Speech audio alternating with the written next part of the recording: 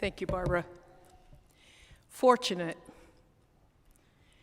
That's a word we heard this summer from our dear, dear John Hill when he wrote words to describe how fortunate he felt in his life. We didn't realize that he'd be going on to the afterlife so soon after we read his beautiful words about being fortunate. But I can't think of a better word to describe how I feel about my life and my life here at St. Paul's. I was born in Montana. I grew up on a cattle ranch, and I grew up as a cradle Episcopalian going to a rural parish with my mom and dad, and we didn't even go every Sunday because we had to have a circuit riding priest to go around to the rural parishes. But Dad was a lay reader, Mom taught the Sunday school, and I went off to church, and I grew up with a really good background in that. I also was growing up gay in Montana, which wasn't as awful as you might think or as closeted, but it's still, I got the message pretty early on. That's a light you have to kind of keep under your bushel for a while. And I grew up going to the Episcopal Church camp on Flathead Lake in Montana, and that was a wonderful part of my formation. And it gave me a good solid feeling of belonging in the church, but I still felt, I can't fully be myself. I wrote these words before I heard Father Stephen's sermon, but I love how he emphasized authenticity and being authentic. I couldn't be completely authentic. Moved out here to Seattle, met my wonderful now wife, Nancy, who grew up in the Reformed Jew tradition, Reformed Judaism, and we like to joke that the Reformed Jews are the Episcopalians of Judaism, or maybe it's the Episcopalians or the Reformed Jews of Christianity.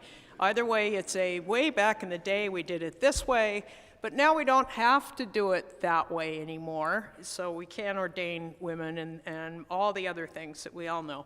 Anyway, I was going through my life feeling that there was something kind of missing. I knew Jesus was still there, but how do I worship Jesus?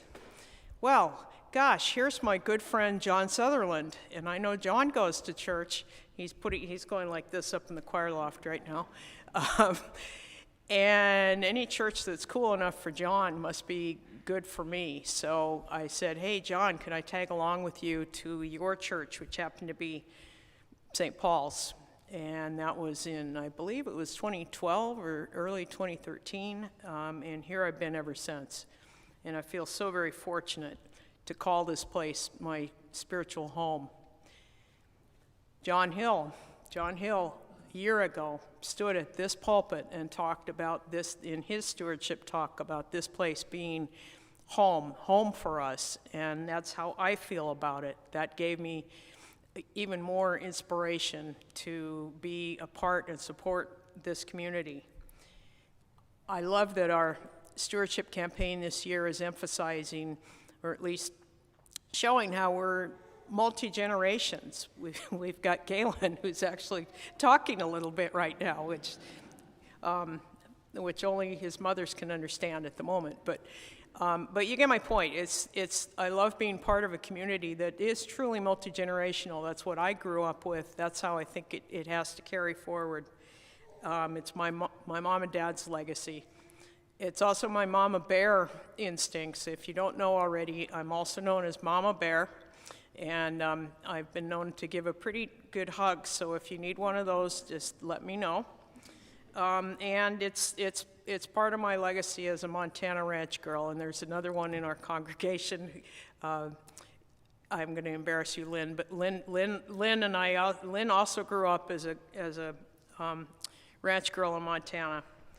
I am going to increase my pledge this year because we've done such good works over the years. We're doing so good right now. We've got so much more to do and so much more to support. And now, this year more than ever, we realize what a community we are because we've suffered tremendous unexpected loss, and we've come together for that. And I hope that we can all remind each other that we're here for each other. So I appreciate this opportunity to share with you a little bit, and I hope you'll consider your pledges. Thank you.